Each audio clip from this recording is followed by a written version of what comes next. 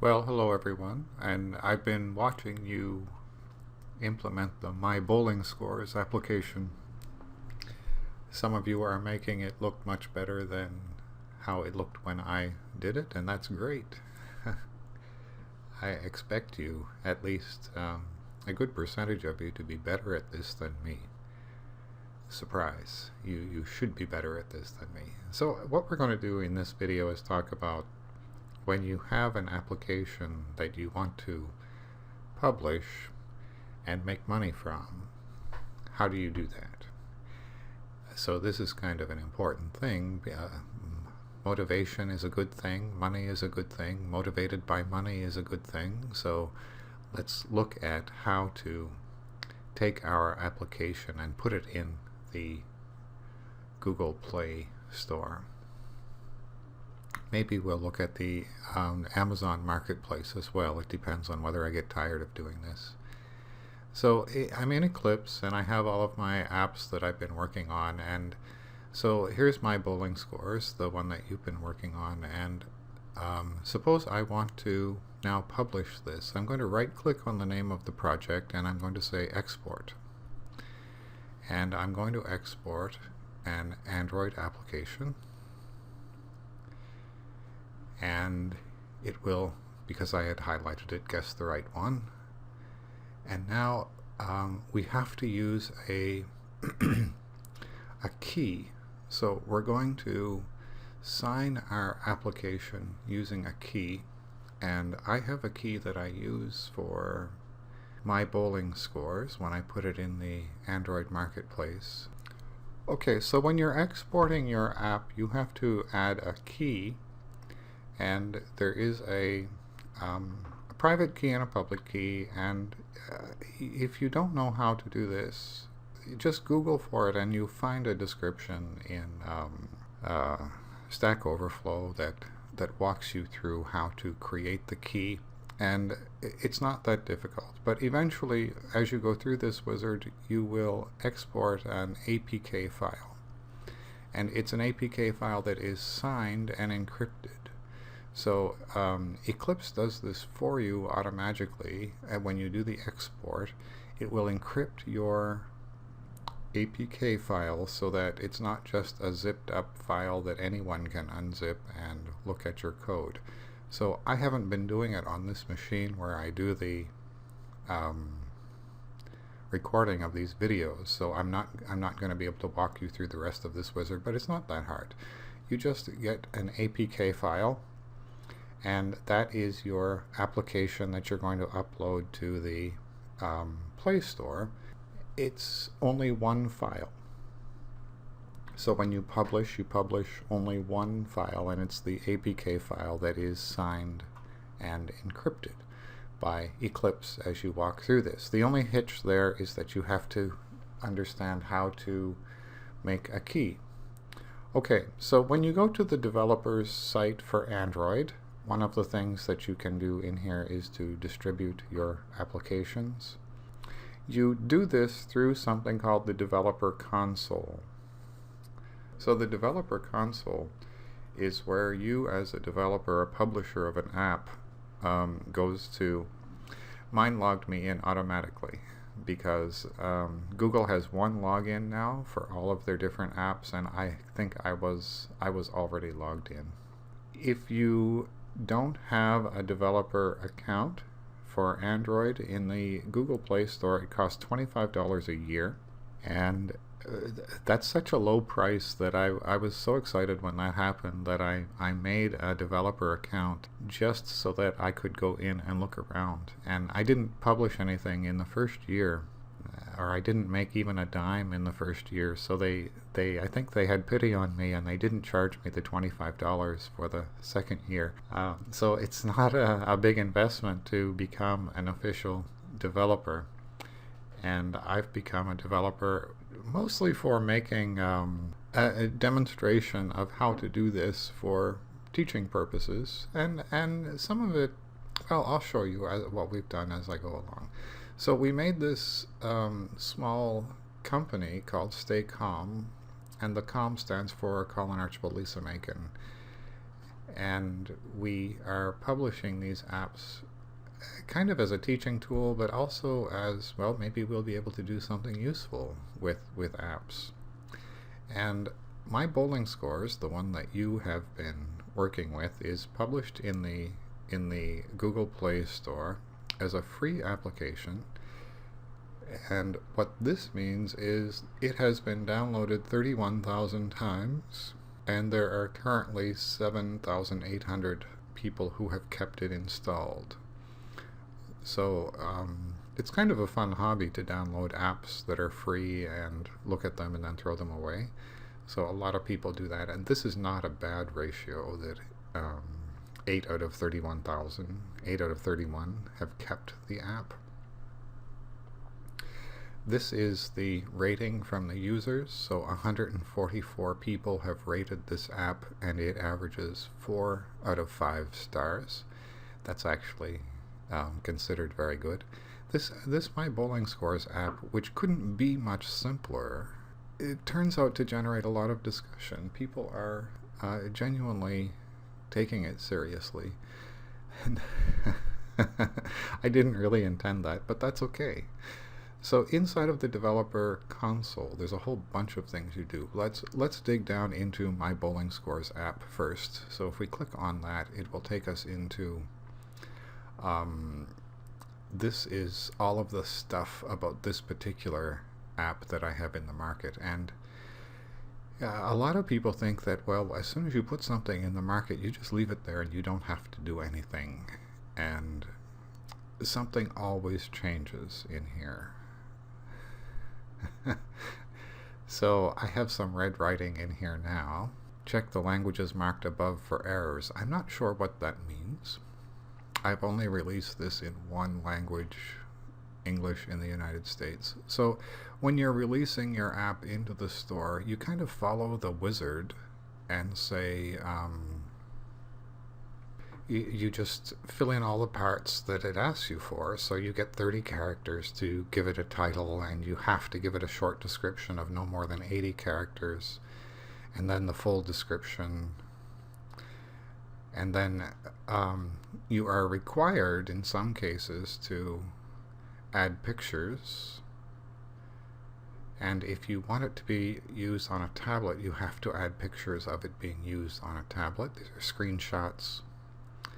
A high resolution icon must be 512 by 512, and all of these other things. A feature graphic. I think this may be what we are missing. The red writing is telling us. Yes, the feature graphic is now mandatory. So every time I come in here, it seems like I have to do something else to satisfy the new way that they want to represent the apps in the store. And I'm not going to bother with that right now. I'll deal with that later. Okay, so suppose I have, here's the APK tab. Suppose I want to release a new version of this. It's really, really easy. You drop your APK file in here, upload a new APK for production. So if you're brave and you have tested your app on your device, you can upload it right to production, or you can figure out how to upload it for beta testing or for alpha testing. So you have kind of a mitigating the risk of putting something in the store that doesn't work. And if you get 1 starred, if someone reviews your app and gives you a 1 star and says it crashes all the time or something else, then you're kind of done. No one else is going to download it, or very, very few people. So the very first reviews that you get are kind of important. I have uploaded 15 different versions of My Bowling Scores, and this is kind of surprising. 7,123 different devices can run My Bowling Scores, and they figure this out based on what I put in the manifest file, whether I can accept large screens and small screens and what resolutions and so on. see the list of 7,000. I think I'll pass on that for now. So here are all of the APKs that I've done over the last couple of years. And only one is published now. It's version 6.1. So adding a new one, going to a next version, is really simple. Statistics is very interesting. So they tell you everything that you could want to know about your application that's in the marketplace. And if you were really trying to make money with this would be very, very interesting. So this graph is the current installs the last month. So we went from 7,500 to 7,800 current installs in the last month. And they will tell you in this last month, no, this is for all time, Android 4.4 has 3,700 users, or 47% of my Bowling Scores users are using Android 4.4. So this is very, very interesting. Why would we be supporting Android 2.1 if there's only 0.18% of our users? And probably I wouldn't anymore. I wouldn't go back that far. 3.1 seems out of it. 3.2. Look at this one, 2.3.3. What happened there? 959 users, or 12% of the users of my Bowling Scores are on 2.3.3. How is that possible?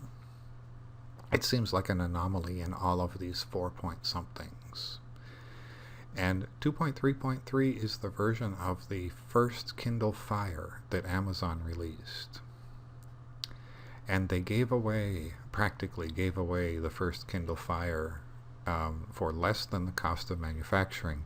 There's a whole bunch of them out there. So if you can go back as far as 2.3.3, then you would get another 10% or so market. I'm not sure that it's worth it anymore.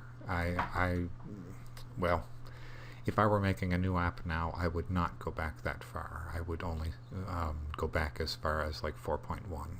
It depends. It depends. You have to make a bunch of business decisions. So in the statistics, you can calculate, or you can draw just about anything you can think of in here.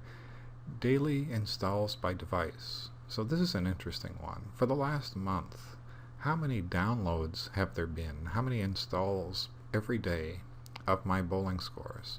So look at this. On September 27th, there were 54. Here's one, 64, 61, 24. So this is between 24 and 61 in the last month. Every day have been downloaded. Let's look back 6 months. And there's a peak here around the first week of September. So 116 downloads in one day. So what happens in the first week of September? The new bowling season starts. So there's a whole lot of interest here. And I'm kind of pleased to see that it is really people interested in bowling who are downloading it, not people who are interested in just playing with apps that they want to see. So there is a relationship between bowling and this app. Look at these tabs along here. What country are the people from who are downloading this? Okay, so this is a surprise to me. Colombia? Maybe we haven't looked. Daily installs on October 26th. Okay, that's not too interesting. Let's go back to current installs by device. And this one will have numbers in the thousands. Oh, look at this. Current installs by device. The end of August, there's this big bend in the curve for the beginning of bowling season. So the fall increase. Now let's look at country, and we should have something that's more meaningful. Yes. So 77% of the people who have this installed are in the United States, and then 6% in Canada, and then just a few percent scattered around the rest of the world. And all apps in sports, it's kind of similar numbers. Germany and the United Kingdom have significantly higher numbers. So the people who are in Android downloading sports applications, there's more outside of the United States than my bowling scores is getting. But bowling is popular more in the United States than in any other country. What devices are they using? Samsung Galaxy. The top 3 are all Samsung Galaxies, and then Motorola Droids. You can find out much more than I really thought you could about who's using this. If someone has your device, your app installed, and it crashes, they have the opportunity to report that, and it comes right back to you in here. So in the last 7 days, I've had no reports of crashes. In the last 90 days, let's find one. There's got to be some. All versions of the app.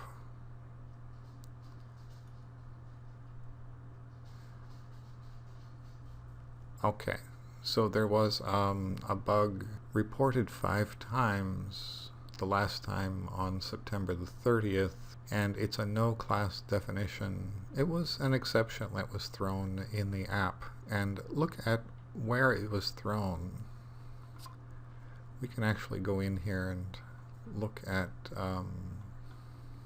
oh, here it is. Here's the stack trace for it. This one baffled me because it didn't look like anything that I had done, but it got reported 5 times, and it's in the package that I didn't write. It's the package that presents the advertisements in the app.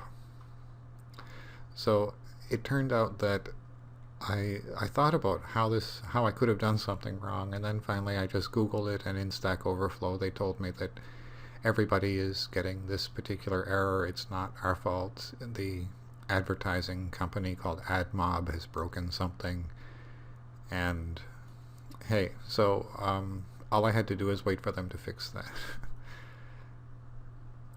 So anything that gets reported, it will be reported back to you here. The pricing and distribution. So this application is free and it's available anywhere anybody wants it.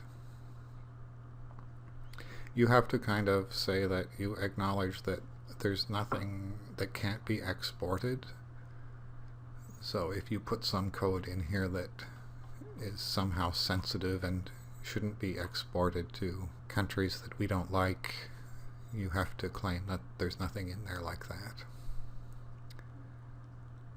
The ratings and reviews. So this is very, very important to how your app will be doing in the market. And so this is the current rating for this particular app. It turns out that if you release the app and then just let people tell you what they want. So I released this app and then everyone was telling me, hey, I want multiple leagues. I want to be able to... Okay, this guy says he wants 4 games and I only allow them to enter 3 games. That's a little bit of a difficult one because you know how the database is arranged for 3 columns, 3 games. That would be a big job to change that, so I'm just ignoring it. And there's some of them, like here are 1 stars that got entered in Dutch and Portuguese. And I was annoyed by that. And you get to reply as the developer, and this is fairly new. The developers used to not get to reply, and they could not figure out who left the reviews. So the new way that Google has for doing this, the name of the person who left the review is there, and the developer gets to reply. So some 1 stars from people who don't speak English, and that brought down the average, and that annoyed me, but that's how the world works. There is nothing under finance because this is a free app. I'll show you that in a different one. So my bowling scores, it's been up there for quite a long time, and it has an advertisement in it. So this is one of the ways to monetize. Give away your app, but put an advertisement in it. And the advertisement will generate revenue for you.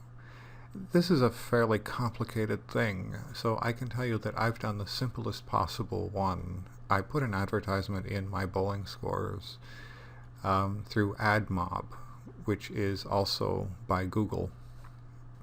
And I put a very simple advertisement. Let's sign into AdMob and see what's going on in here. So there is an advertisement that pops up in my bowling scores, and so here's my bowling scores, and it has, for the past week, the default is what happened. These numbers are what happened this week. So in the last 7 days, this generated $4.52. It pumped out 14,753 advertisements, and there's a whole language of advertisements now. RPM is revenue per milli, which is thousands. So I'm making 30 cents per 1,000 advertisements that appear in my bowling scores. So yesterday we made $1.10 from my bowling scores, and this month we've made $27. Last month we made $45. So the beginning of bowling season, that number is a little bit higher. Okay, so my bowling scores is making money. It's making something under $1 a day. Well, that month was like $1.50 per day. It's not too exciting. It's not too exciting, but it is something. One of the other things you can do with advertising is that you can promote your other advertisements. Your other apps. So I have another app that I promote in my bowling scores. I promote an app called Our Bowling Scores, and you can set it up, just follow through the wizards to. So I pushed 3,800 advertisements. These are called in-house advertisements. So in my app, I'm promoting my other app. So an in-house advertisement. And of those 3,800, 33 clicks, 33 times someone clicked on them. So I'm trying to promote this Our Bowling Scores, which is a paid app. A paid app. So there's the other way of making money. Let's go back. We looked at the advertisement. Today I made 26 cents so far. Let's refresh that and see if we made anything more than 26 cents. Oh look, we made 5 cents just while I was talking about it. Hooray. It's kind of fun. It's a fun hobby to look at how this works, and there's a whole lot of things that you can dig through, and you can adjust this and adjust that, and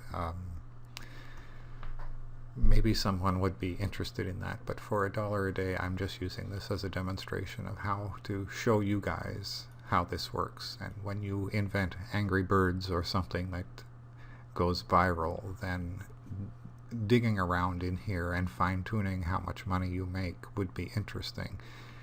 It's really not interesting to me.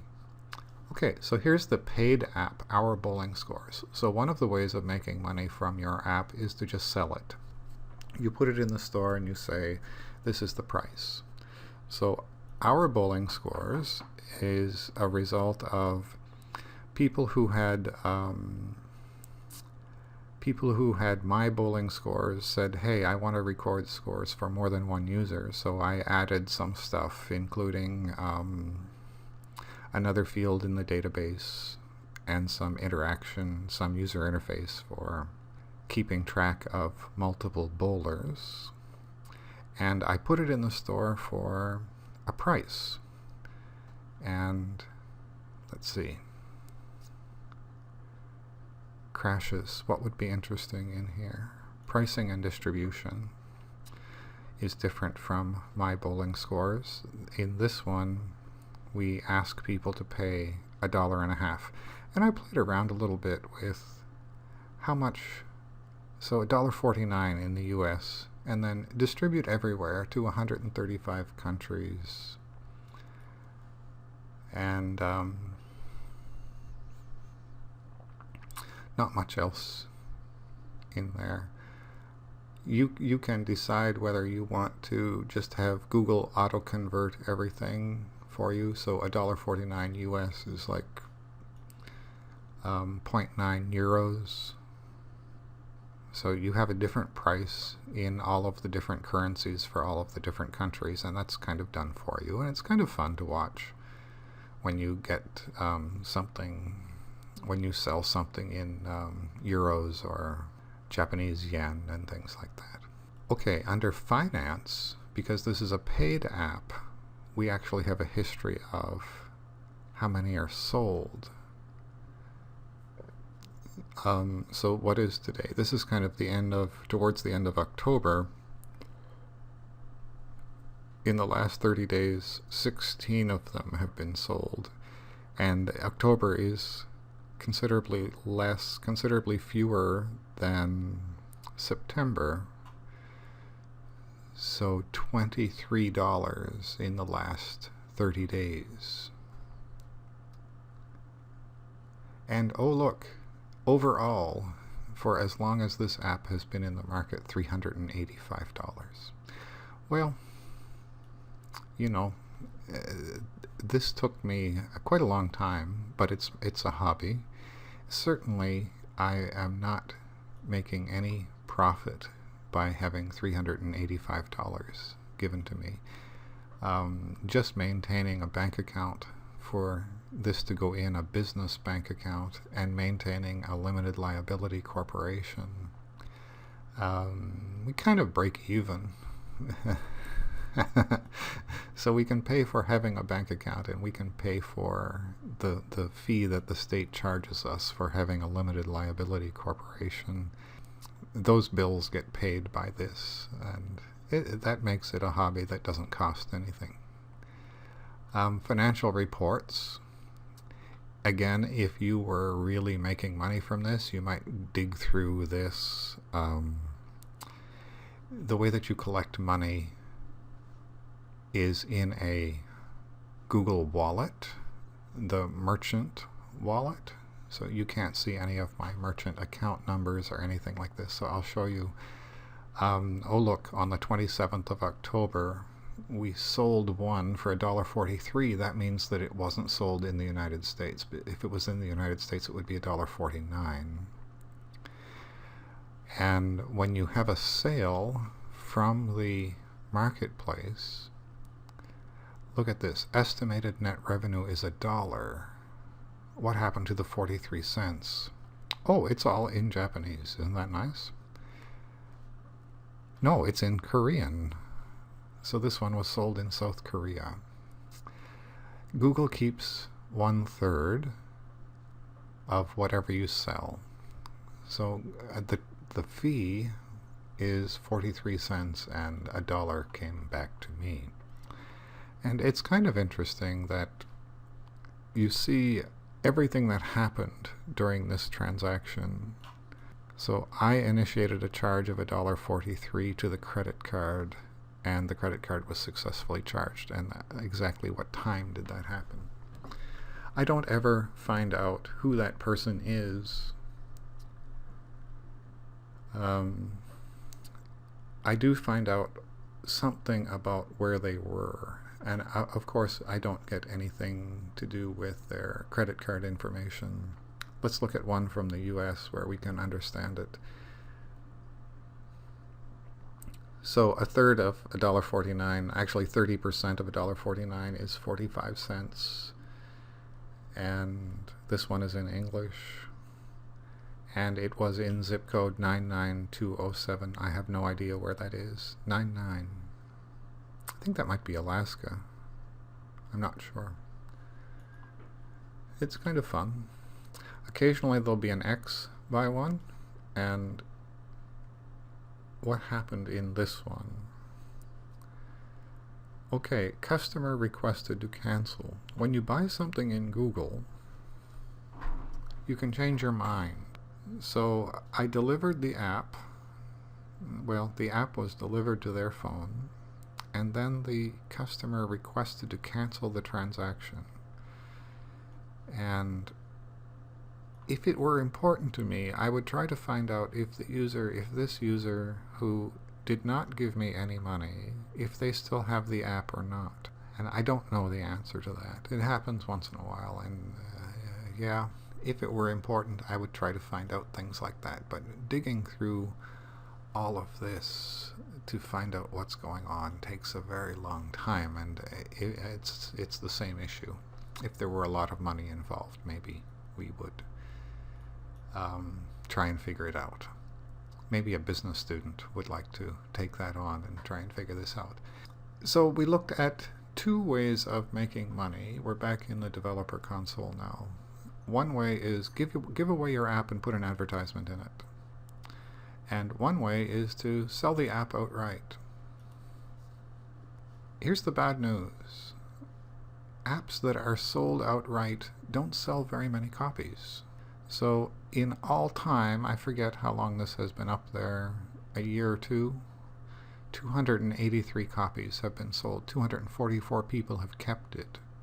Like 40 people have uninstalled it even though they paid for it.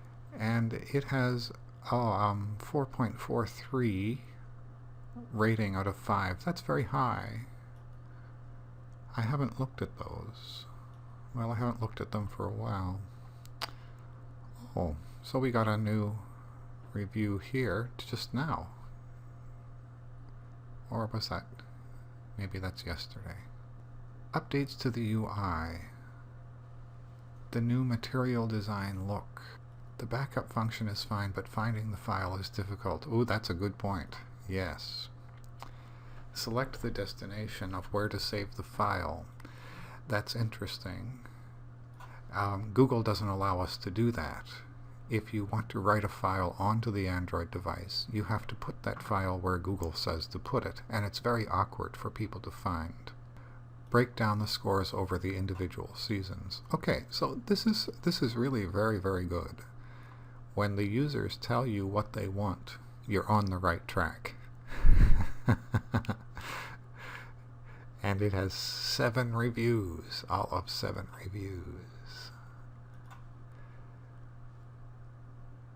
Okay, well that was interesting. I'm going to go through that and see if there's something in my hobby time that I would like to change in our bowling scores. So here's another app called Hearsay, which is the one that I think is the most interesting, and it has to do with, it's an education app, and it's free, and it helps people to speak English, to improve their pronunciation.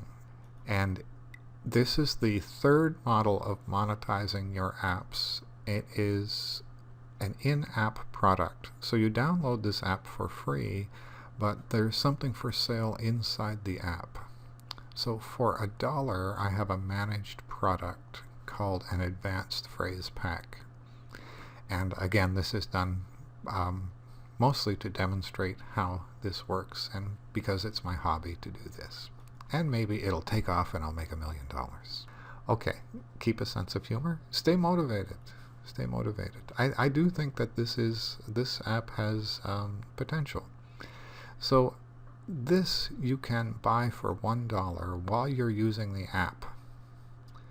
And see, if we don't sell almost any of these. In the last 30 days we sold 1, and overall 101. So this has made $114. by selling this in-app product. And this turns out to be one of the most popular ways of making money.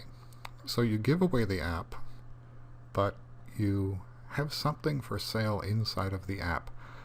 Lots of times games will sell extra plays or superpowers or something like that, and you find out when the user is willing to give you more money to get to the next level of the game or something like that. It's so they're the 3 different apps. Go and get them out of the store. Well, don't bother to go and get our bowling scores. If you do, and if you actually pay $1.49 for that, send me an email and I will just refund it to you if you feel like playing with that. Well, no, I don't want to say that. That makes me a little uncomfortable. If money exchanges ever any money at all between a student and an instructor, then that's very, very bad. So let me change what I'm going to say about that. Please do not send me any money. Please do not buy our bowling scores. That $1.49 will not impact your grade. And just exchanging things between students and professors is uncomfortable. So don't do that. But go and get the free ones and play with them, and think about how you could make them better, or think about what their potential is. Think about how this works compared to the apps that you're going to create. And go over to the Play Store. When your app is successful, it's easy to find in the Play Store. So if you type bowling scores, my bowling scores comes up first. And that's kind of cool. We're still not making any money, but there's a whole lot of bowling score keepers in the Android marketplace, and when you enter bowling scores, my bowling scores comes up first, and this is how it looks in the store. Remember the pictures that I uploaded in the developer console, they appear here in the store, and the description, and here are the reviews. If you look through the reviews, some of them are former students, and who have been forced to implement this entire app. So now you have implemented an app almost to the place where it was published, and you have the understanding of how the Google Wallet works and the developer console works. Most of the time it's wizard-like, and you just follow the instructions that they give you. And you have, I hope you have kind of a sense of the potential here. You have to have enthusiasm, but realistic objectives. So I'm going to show you the history of all time for this takes a long time. For my bowling scores, the history, it was released quite a long time ago, August of 2011. Each one of these little pins, these gray pins, are when I released a new version of it. And the bends in the curves are the beginnings of bowling season. So this is the most recent bend in the curve. That's kind of encouraging. That's quite the largest bend so far, going back all the way to August of 2011. So January and August are kind of where the bends are, the beginning of your semester or a bowling season. So how do you feel about whether this is a successful app or not? I kind of feel like it's successful. There are 7,800 people with it installed. Some 30,000 have installed it. But there isn't really very much money there. There isn't very much money there. So tens of thousands of downloads is not interesting. It's interesting only as a hobby. Hundreds of thousands starts to be interesting.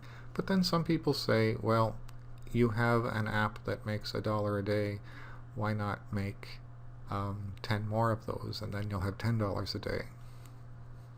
Maybe that's the right way of thinking of it. Or maybe you'll make 10 that don't make any money, and then the 11th one will make a lot of money. Who knows? It's fun to think about, though, and it is a fun hobby. You can do it on your own. You can set this up for $25. You don't have to make a limited liability corporation. You don't have to have a business bank account, but you do have to have a way of, if you have some money trickling in, you have to have an automatic way of that happening. So there's some overhead, but if you want to do it, it's kind of a fun hobby. Okay, I'm looking forward to seeing your projects. Some of your projects should be far better than these apps that you see here, my bowling scores and our bowling scores in particular. See you next time.